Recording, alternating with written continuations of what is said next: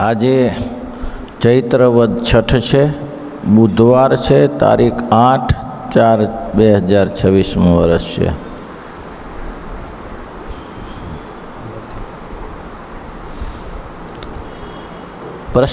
શ્રીજી મહારાજ બોલ્યા છે, માહોમાઈ પ્રશ્ન ઉત્તર કરો પરમહંસો। ત્યારે મુનિબાવાએ બ્રહ્માનંદ સ્વામીને પૂછ્યું છે, આવો સત્સંગનો ને ભગવાનનો જોગ મળ્યો છે, એક વિશેષણ આવો સત્સંગનો અને ભગવાનનો જોગ, પ્રત્યક્ષ ભગવાન બિરાજતા હતા ને ત્યારે તો આજે આ અર્ચા સ્વરૂપે છે। પહેલામાં પહેલું વિશેષણ આવો સત્સંગનો, આ સત્સંગ ક્યાંય મળે નહીં ભાઈ। ફરી ફરીને જુઓ, આ ભગવાન કે આ સંતો સુરા ખાચરને મહારાજ જ્યારે બહુ હેરાન કરતા ત્યારે શ્રીજી મહારાજ કહેતા કે સુરા ખાચર, આટલા તમને હેરાન કરીએ છીએ તો તમે ઘર ભેગા થઈ જાઓ, બીજે કંઈ પકડી લેતા હોય બીજા ગુરુને, ગુરુને પકડીને શું કરીએ? ગુરુ નથી જોતા, ભગવાન તો હોવો જોઈએ ને। અહીંયા એક જ ભગવાન છે, ભગવાન અહીંયા એક જ છે, એને છોડીને જઈએ ક્યાં? અને મોટા સંતોએ આ સાબિત કર્યું, મેરે તો એક तुम ही आधारा, मेरे तो एक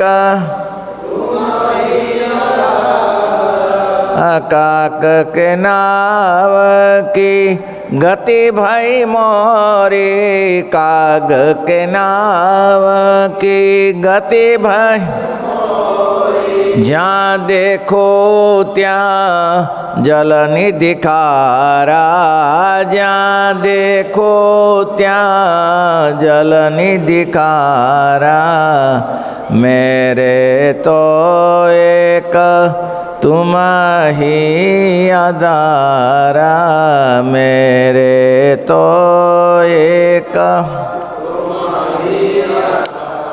तुम मोको मिलियो तो आनंद अतिशय, तुम मोको मिलियो तो आनंद अतिशय, बिसरत सब दुख वारंवारा, विसरत सब दुख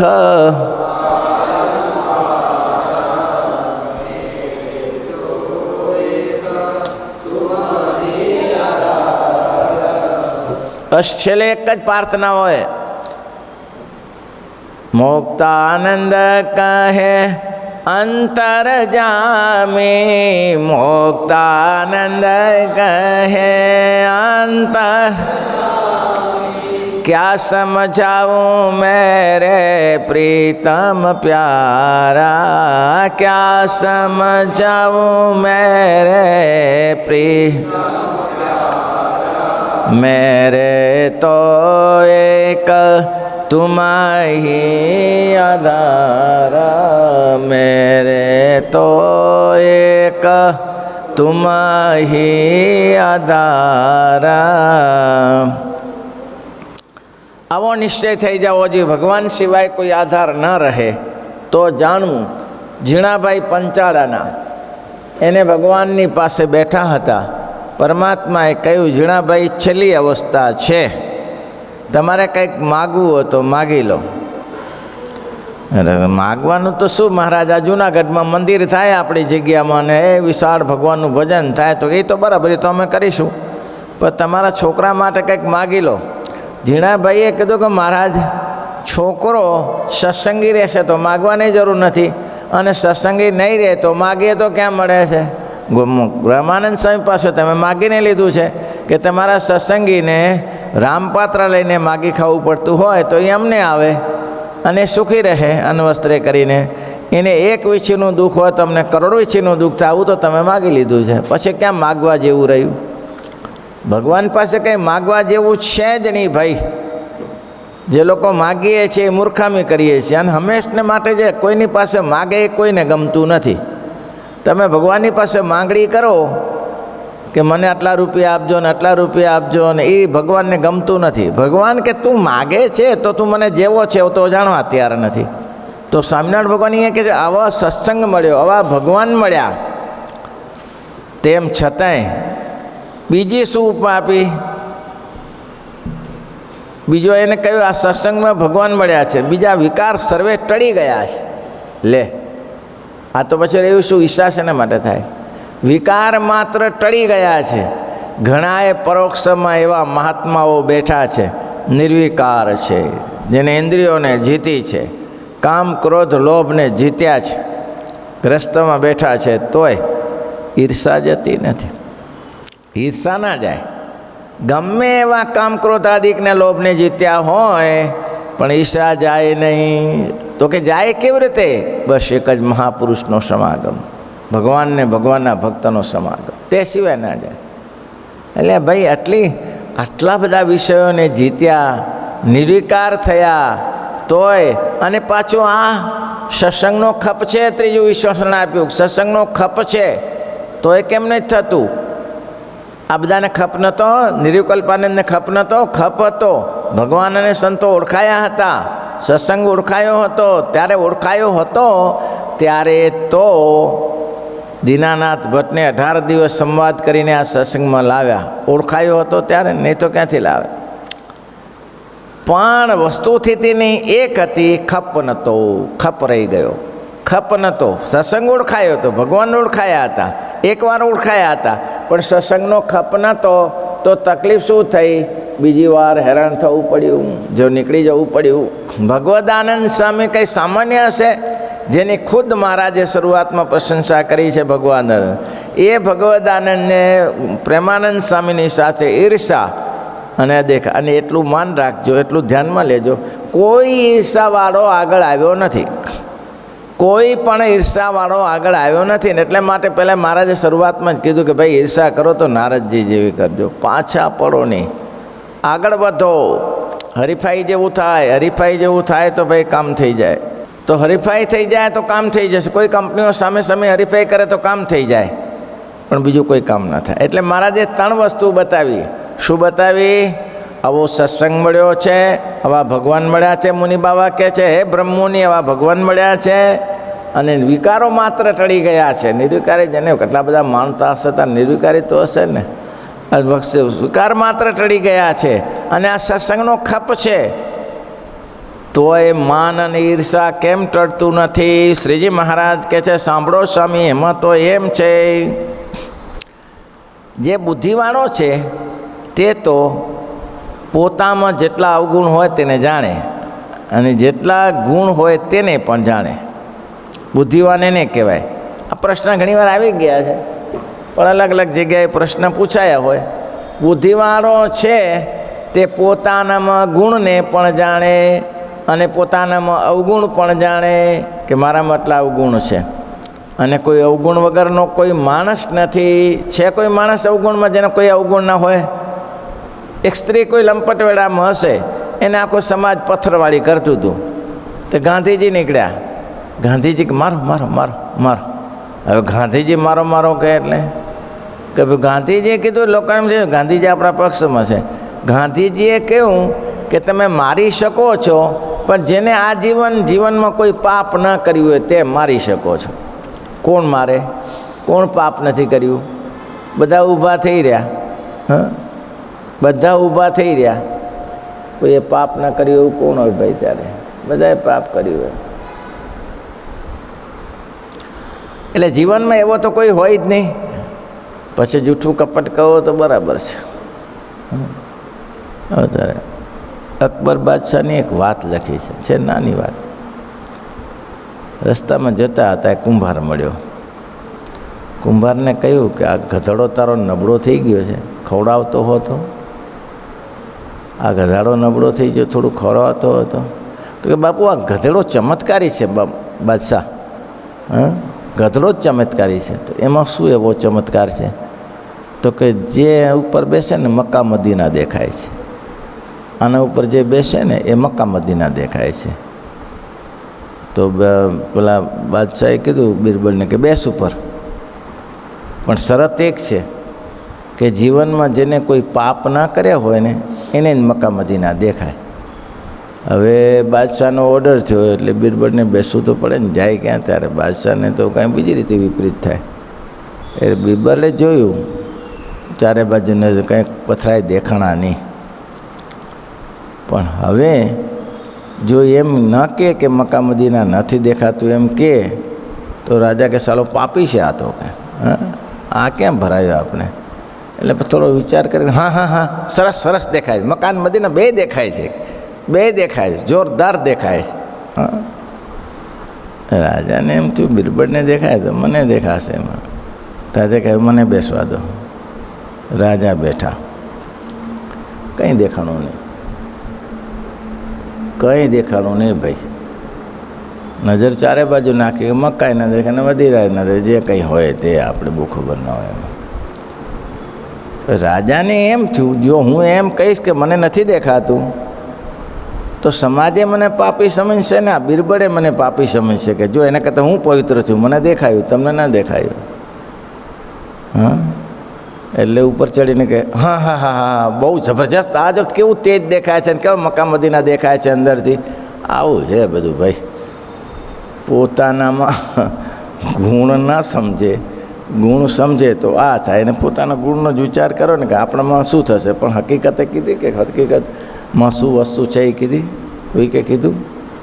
હકીકત કહેવા જાય ત્યારે ખબર પડે, આપણે પાછા પડી જઈશું હકીકત કહેવા જઈએ તો. આ મોટામાં મોટો પ્રશ્ન નાનો છે, જે માણસને પોતાના અવગુણ પણ દેખાય અને પોતાના ગુણ પણ દેખાય, આના જેવો કોઈ મોટો શ્રેષ્ઠ માણસ નથી. આના જેવો કોઈ મોટો બુદ્ધિશાળી માણસ નહીં. પોતામાં જેટલા અવગુણ હોય તેને જાણે તથા જેટલા ગુણ હોય તેને પણ જાણે. બીજામાં જેટલા ગુણ હોય તેને જાણે અને બીજામાં જેટલા અવગુણ હોય તેને પણ જાણે. એને બુદ્ધિવાળો કહેવાય. આ પેલો પક્ષ. બુદ્ધિવાળો કોને કહેવાય તો કે પોતામાં જે ગુણ હોય તેને જાણી રાખે કે મારામાં આ સદગુણો છે પણ મારામાં અવગુણો પણ ભર્યા છે. નથી ભર્યા ભાઈ? કોઈ એમ કહે કે આપણે અવગુણ રહિત છીએ, અવગુણ રહિત કોઈ ન હોય. દરેકમાં અવગુણ, નાની મોટી ખામી ભગવાને મૂકી જ છે, નહીં તો ચાટકા થઈને ફર્યા કરે. જો ના મૂક્યું કાંઈ ને કાંઈ ક્રોધ, લોભ, મોહ, મત્સર, આશા, તૃષ્ણા, અહંકાર, એમાંથી કાંઈ ને કંઈ કોઈનામાં છે, કોઈનામાં છે કંઈ ને કંઈ. લોકો બધી રીતે સુખી હોય, ક્રોધ ના છોડી શકે, બધી રીતે સુખી હોય, માન ના છોડી શકે, બધી રીતે સુખી હોય, ઈર્ષા ના છોડી શકે. આ બધું છૂટતું નથી, એવું રહે છે. તો કહે છે બધી રીતે સુખી હોય પણ કાંઈક તો દોષ હોય.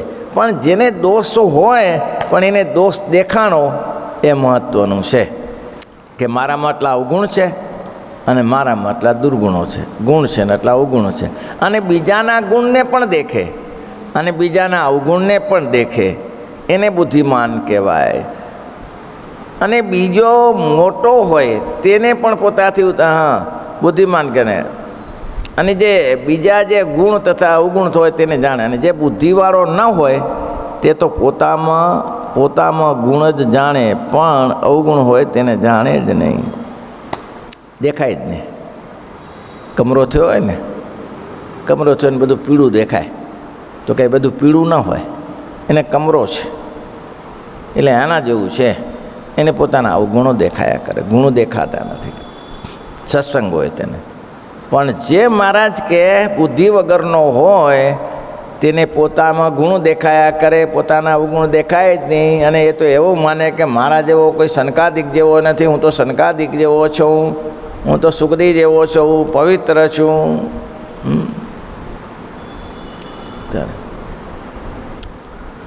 અને પોતાને સનકાદિક જેવો મોટો જાણે અને બીજા મોટા હોય તેને પણ પોતાથી ઉતરતા જાણે.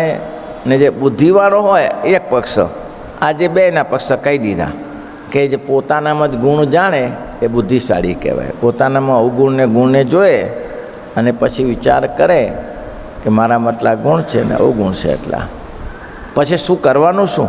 જે પોતાના અવગુણ છે એનો વિચાર કરે, પોતાના ગુણ છે તેને દબાવી રાખે, પણ પોતાનામાં જે અવગુણ છે તેને ટાળવાનો પ્રયત્ન કરે. પોતાના દુર્ગુણો પડ્યા છે ટાળવાનો પ્રયત્ન કરે. હું નહીં ટાળું, આવા સત્સંગમાં આવ્યા પછી નહીં ટળે તો ક્યારે ટળશે?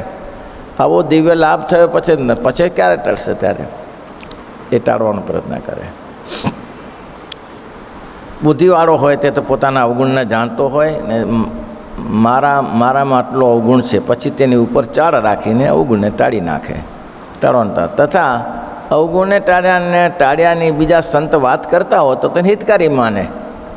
હિતકારી માને ને એને કે ભાઈ બહુ સરસ વાત કરી તમે, ભગવાને કૃપા કરીને મારામાં અવગુણ છે, તો એને હિતકારી માને. પણ એનો અવગુણ ના લે ક્યારે, તમારું ઠેકાણું નથી અને મારે વિશે તમે જોવા માટે આવ્યા. તમારામાં જુઓ ને. કાલે અમે બેઠા હતા, કાલે સંતો બધા વાલીવાળા હતા, મેં હતા, રસીબન કાલ કે પરમ દિવસે. પછી અરસપરસ સંતોને જ જામી, પાછી મોટા મોટા સંતો આવ્યા હતા વાલીના બધા. એને મેં કહ્યું લે આમ જ ઠેકાણું નથી, ઓલે તારા ઠેકાણું નથી, ઓલે કે તારું ઠેકાણું નથી. મેં કીધું ભાઈ ઠેકાણું તો કોઈનું જ ઠેકાણું પાડવું પડે ભાઈ. કીધું ઠેકાણું તો કોઈનું ન હોય, ઠેકાણું પાડવું પડે. હવે આપણી ઘરની વાત બહુ ના કરાય આપણી પાસે. અને પછી તેની ઉપર ચાળ રાખીને અવગુણ ટાળી નાખે. તથા અવગુણને ટાળ્યાની બીજા સંત વાર્તા કરતા હોય તેને હિતકારી માને. માટે એમાં માન ઈર્ષાદી કોઈ અવગુણ રહે નહીં. આવું કરે તો ના રહે.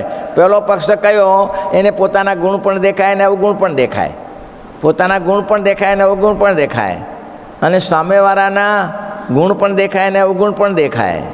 આ બે પક્ષ, એને બુદ્ધિવાળો કહેવાય. બીજો છે એને પોતાના ગુણ જ દેખાય, એના પોતાના અવગુણ દેખાય જ નહીં. સામેના વ્યક્તિના ગુણ જ દેખાય, અવગુણ જ દેખાય, એને ગુણો ના દેખાય. અને તો એમ માને કે હું તો નારદ સંકાદિક જેવો શુદ્ધ છું. આ તો ખોટી વાતો કરે છે. આપણે સંત હતા એને બધું આવું જ દેખાય જ્યાં જુએ તો. મેં કીધું એટલે બધી જગ્યાએ પાછા પડો છો તો તમારે વિચાર ના કરાય કે બધી જગ્યાએ પાછા પડો છો તો કાંઈક તકલીફ હશે તમારે? તો કે તકલીફ તો શું સામેવાળાની હોય. મેં કીધું એક બાજુ આખા 50 જણા થઈ જાય ને એક બાજુ તમે એકલા જ હો, તો એ 50 જણા સાચા કે તમે સાચા? તો હું સાચો કે 50ને ભાન નહીં પડતું હોય, હું સાચો લે. એને કોઈ રીતે તમે બચાવી શકો? 50 ખોટા, હું જ સાચો છું. પછી મેં શું કરવું પડે? 50ને કાઢી નાખું. હું તારો બાપુ અહીંયા ચલાવે ત્યારે 50ને કાઢી નાખીએ, દેખલો ચલાવીશ હું ગમે તે કરી દઉં કે કંઈ ગમે તે નથી કરું. એને કે તમે નીકળો, વધારે હિતા નીકળ્યા પછી તમે નીકળો હિતાવ છે. એને પોતાના ગુણ જ દેખાયા કરે. નારક સુખ સનકાદ મેં એને એક જ દૃષ્ટાંત આપ્યું કે કોઈ જગ્યાએ દુર્ગંધ આવતી હોય તો તરત નક્કી કરી દેવાનું કોઈ ગટર લીકેજ છે એવું, તો જ દુર્ગુણ આવે, નહીં તો દુર્ગંધ ના આવે. ગટર લીકેજ ના હોય તો દુર્ગંધ ના આવે. તો એને ગટરને થીગડું મારવાનો પ્રયત્ન કરો કે એને દબાઈ દો તો દુર્ગંધ બંધ થઈ જશે. તમે ગટરને ઉલટી ખોલી કરવા જાઓ સોચા મેળ બેસે. તો આના જેવું છે. મહારાજ કે એના જેવું છે. કોઈ દિવસ મહારાજ કે અને બીજો પક્ષ છે અને એ પોતાના જે અવગુણ દેખાય એને ટાળવાનો પ્રયત્ન કરે. બીજામાં છે એને તો કે વાને માનો કે કોઈ વાતમાં એને એમ થયું કે હવે ભાઈ આપણો દોસ્ત હિતેચુ છે અને સમજે તો સમજાવી દે કે ભાઈ આ ધ્યાન રખાય જરા, આમાં પડાય નહીં. પણ એ સમજે જ નહીં તો જવા દે. એને આપણે શું કરવાનું? ત્યારે ભેંસના શિંગડા ભેંસના ભાળ. કોઈ રીતે ના સમજે ત્યારે આ સૂત્રનો ઉપયોગ કરવાનો કે ભેંસના શિંગડા હરી ઈચ્છા બળવાન છે, મારી મરજી વિના કોઈથી થાય નહીં. આ બધા સૂત્ર લઈ આવવાના ત્યારે. પણ જ્યાં સુધી પ્રયત્ન થાય ત્યાં સુધી કરવો આ નિયમ. અને જે ઈર્ષાદી કોઈ ગુણ આવે જ નહીં. કોઈ કોઈકમાં મોટી બુદ્ધિ જણાતી હોય ને જો તે પોતાના અવગુણને વિચારતો હોય તો તેની વ્યવહારિક અવગુણને ન વિચારતો તે વ્યવહારિક બુદ્ધિ જાણે. મોટો હોય, ગામમાં અગ્રેસર હોય, આખા ગામનું શાસન કરતો હોય, પણ એને પોતાના અવગુણ ના દેખાય તો એને કેવો જાણવો? મહારાજ કે કામદારની બુદ્ધિ જેવી જાણવી. એટલે અહીંયા દ્રષ્ટાંત મહારાજે ફીટ બેસે છે ને કે નાથ ભગત ક્યાં 5 વિશે 100 નાથ ભગત અને ત્યાંના ગાયકવાડી સરકાર બાબા સાહેબ ક્યાં, એનો બીજો એક મંત્રી હતો એ ક્યાં. મહારાજ 3 દિવસ રહ્યા. મહારાજને આટલા ચમત્કાર દેખાડ્યા શ્રીજી મહારાજે. ભાઈ મૂર્ખો પર મંત્રી હતો શ્રીજી મહારાજને ના માન્યાથી ના માન્યા. એવો ચમત્કાર મોટો દેખાડ્યો કે એને મહારાજને મારવા માટે અરબબે ઘોડેશ્વરને મૂક્યા કે જાઓ તમે રાત્રિમાં શ્રીજી મહારાજ સૂતા હોય ઉડાડી દો. હવે બન્યું એવું, મોટી ગટરની કેનાલ અને ત્યાં મારા બેટા ઘોડા ભડક્યા. અને ઘોડા ભડકે કે ઊંટ ભડકે ને ત્યારે કોઈના વાતની હાથ ના રહે. તે એવા ઘોડા ભડકાને મારા બધા ઝાડ થઈ ગયા ને પડ્યા બને કેનાલમાં. હવે કેનાલ એટલી મોટી ખાઈ હતી, એમાં કેનાલમાં બે અસવારોએ ગયા ને અરબોએ ગયા ને બે ગયા. આવો બે ભેગા એකිયારે ગયા, પણ એ ટ્રસ્ટનો મસ્ત ન થયો. અરે શ્રીજી મહારાજે એને પોતે બોલાયો અને શિયાજીરાવ સરકારે કયું બધું સન્માન કર્યું ને આ કર્યું તે કર્યું. છેલ્લે મહારાજ એને સામેથી બોલાવીને કહ્યું, તમે છો તો હોશિયાર, પણ તમારી બુદ્ધિ ઊંધી છે. છેલ્લે શ્રીજી મહારાજ લાગ ન ફાવ્યો કોઈ જગ્યાએ. એ મંત્રી છેલ્લે શ્રીજી મહારાજ જતા હતા, વિદાયગીરી જતા હતા, ત્યારે શ્રીજી મહારાજને હાથી ઉપર બેસાડીને મૂકવા ગામને પાછાણી ગામે ગયા. પણ શ્રીજી મહારાજ તો અંતર્જામી છે ને, એટલે શ્રીજી મહારાજે કહ્યું કોને? નાંજા જોગ્યાને, તમે એક કામ કરજો, આપણે જેવા ઉતરીએ ને હાથી ઉપરથી એટલે ઘોડી તૈયાર રાખજો, ફટ ભેગા નીકળી જ જઈએ ત્યાંથી. જેવા ઉતરીએ ત્યાંથી નીકળી જાય, ત્યાં એને કે ત્યાં પતાવી દઉં. કોઈ એકલા જ હોય ને ત્યાં તો પછી હાથી ઉપરથી નીચે ઉતર લોકો દોડાદોડીમાં હોય, બધા વિદાયગીરી કરવા માટે, આ કરવા માટે, ત્યારે પતાવી દઈએ. અને શું દેખાયું શું એને? આ મંત્રીને શું દેખાયું? શ્રીજી મહારાજને આકાશમાં ઉડતા દેખાયા. લ્યો, અને ખબર જ ના પડી ક્યાંથી નીકળ્યા, કેવી રીતે નીકળ્યા એ ખબર ના પડી. આકાશમાં ઉડતા દેખાયા. ફેર પડ્યો કાંઈ? હા, બુદ્ધિ સાપિત થઈ ગઈ. એની બુદ્ધિ સાપિત છે, કોઈ દિવસે ફેરફાર ન. કેમ બુદ્ધિ સાપિત કેમ થઈ? તો કે પેલા જન્મમાં કોઈકને દુઃખીને ગરીબને દુઃખ આવ્યા છે, બ્રાહ્મણને દુઃખ આવ્યા છે, મા બાપને હેરાન કર્યા છે, એનું પરિણામ છે. બુદ્ધિ સુધરે જ નહીં એની, કોઈ રીતે ન સુધરે. આવું થયું. બોલો. તે મહારાજ કે અવગુણો વિચારતો હતો ને વ્યવહારિક બુદ્ધિ જાણ્યું, અને તેથી બુદ્ધિ ઉપરથી તો બહુ ચોજાડી જણાય, એને બુદ્ધિવાળો ના કહેવાય. તેને તો અતિ મૂર્ખ જાણવો. તો એ દીવાનને મૂર્ખ જાણવો કે બુદ્ધિશાળી જાણવો? પુરુષોત્તમ નારાયણને ઓળખી ના શક્યો તો કેવો જાણે? મારે કે આ મૂર્ખ છે. આવા પુરુષોત્તમ નારાયણ, આવા ભગવાન સંતો બધા બિરાજે છે, અને સત્સંગમાં પાછો આવતો હતો, વાતો સાંભળો આવે, કોઈ અસર ના કરે. કારમીટ પથ્થર ઉપર પાણી નાખીએ તો એ કે પલળે નહીં, પણ ત્રિકમ મારો એટલે તણખો ઝરે. તેમ આવા લોકો તણખા ઝરવનારા હોય છે. બુદ્ધિવાળો ના કહેવાય, તેને તો અતિ મૂર્ખો જાણે. એની બુદ્ધિ પોતાના મોક્ષના કામ ના આવે. બુદ્ધિ તો હશે. આ લોકો પ્લેન બનાવે, આ પ્લેન આકાશમાં ઉડાડે છે, બુદ્ધિ હશે કે નહીં હોય? બુદ્ધિ વગરના છે. આ ટ્રેન દોડાવે છે લાખો ટન વજન લઈને, બુદ્ધિ વગરના છે. આ ગ્રહોને આકાશમાં છોડે છે, બુદ્ધિ વગરના છે. બુદ્ધિ વગર તો આ ક્યાંથી થાય? પણ મહારાજ કે એ બુદ્ધિ વ્યવહારિક બુદ્ધિ છે, એ બુદ્ધિ મોક્ષ માર્ગની બુદ્ધિ નથી. તો મોક્ષ માર્ગની બુદ્ધિમાં તો શું? શરણાગત પાપ પર્વતમ. મહારાજ કે શરણાગત છે એની બુદ્ધિ નાની હશે ને તોય મોટી છે. શરણાગત પાપ પર્વતમ ગણયિત્વા ન તદીય સદ્ગુણમ અણુમાપ્યતુલમી મન્યતે સહજાનંદ ગુરુમ ભજે સદા. અરે મહારાજ કે હું એટલો તો દયાળુ છું કે તમારું નાનું મોટું જે સત્કર્મ હશે એની જવાબદારી લઈને હું તમને મારી સાથે લઈ જઈશ, પણ તમે આડા જ ફરો તો ક્યાં છે? ઊંધા જ ફરો. તમે તો બગાડો તો બીજાનું બગાડો તો હું શું કરી શકું? એ જીવની બુદ્ધિ આવી છે ભાઈ. એ બુદ્ધિ પોતાના મોક્ષમાં કામ નહીં આવે. અને થોડીક બુદ્ધિ હશે, અને જો પોતાના અવગુણ હોય તેને જાણીને તેને ટાળ્યાનો ઉપાય કરે તો એને થોડી બુદ્ધિ પણ મોક્ષ ઉપયોગી છે. રતો બસ્યો, કેટલી બુદ્ધિ? રતો બસ્યાની બુદ્ધિ કેટલી? મહારાજ થાળ આપે. લ્યો, મહારાજ એને પોતાને બોલાવીને કે અમારો મિત્ર છે, આ અમારો મિત્ર છે. હાવ મૂરખ હો, હાવ મૂરખ એટલે હાવ મૂરખ. હા, કોઈ રીતે વેત ના બેસે આગળ પાછળનો, પણ મહારાજ કે આપણો દોસ્ત છે, મિત્ર છે, એને પોતાનો થાળ આપે મહારાજને. એવું થાય. પ્રાગજી પુરાણીને મહારાજને બેને કહ્યું કે સામે છે ને નીલકંઠ મહાદેવ પીપળો છે, તો પીપળાના પત્તા લેતા આવો. હવે રાત અંધારી, પાણી હતું. એટલે પ્રાગજી પુરાણી કે મને તો ડર લાગે તે સામે જતો એકલે રાત્રે પાણીમાં નદીમાં જ જવાનું છે. મહારાજ કે રતાને લેતા જાઓ, એ તો ભૂત ભેગા કરે એવો છે, એ ક્યાં ટાળે એવો છે? હે પાગલા, હું ભૂત ભેગા કરું એવા છું? ચાલ ચાલ ચાલ, એમાં ડરે છે શું? ત્યારે એ બે જણા નીકળ્યા કે મૂંગો મરી જાય પાછો, બોલતો નહીં તો બોલવાનું શું હોય? ત્યારે નદીને કિનારે ને પ્રાગજી પુરાણી પાણીમાં પડ્યા. અને ચાલુ કર્યું રાડો રડ, એ ભૂત પ્રેત પિશાચ ડાકણી સાકણી આ પાગલો નદીમાં જાય છે, ખાઈ જાઓ, આ પ્રાગલાને ઉડાડો અહીંયાથી. એવી ઉપાધિથી ને કે આને હારે જપવાનું કહ્યું તું ને જપ્યો નહીં, એવો ગાંડો હતો. છતાં પણ મહારાજ કહેતા કે અમારો દોસ્ત છે. કેમ? મહારાજની મરજી જાણતો હતો. મહારાજની મરજી જાણે, મહારાજ જેમ કહે તેમ કહી દે. હા ભલે મહારાજ, ભલે મહારાજ. પણ કોઈ દિવસ મહારાજને સામે ના પડે. તો શ્રીજી મહારાજ કે એની બુદ્ધિ ભલે ઓછી હતી પણ મોક્ષ માર્ગની બુદ્ધિ હતી. એને એનું કામ કરી લીધું. અને ભલભલાની બુદ્ધિ બહુ ઊંચી. અત્યારે તમે જુઓ સરકારમાં આટલા ઊંચી ઊંચી પોસ્ટ ઉપર બેસા છે, બુદ્ધિ તો હશે જ ને ભાઈ, બુદ્ધિ વગરના નહીં હોય. પણ એ બુદ્ધિથી વ્યવહાર હારો ચાલે, એ બુદ્ધિથી મોક્ષનો માર્ગ ન સધાય, મોક્ષ માર્ગ સધાય નહીં. માટે મોક્ષ ઉપયોગી થાય છે. અને એને જ બુદ્ધિવાળો કહીએ કે જે પોતામાં તો કોઈ વાર અવગુણ પરસે નહીં ને ગુણ જ પરસે, તેને મૂર્ખ કહીએ.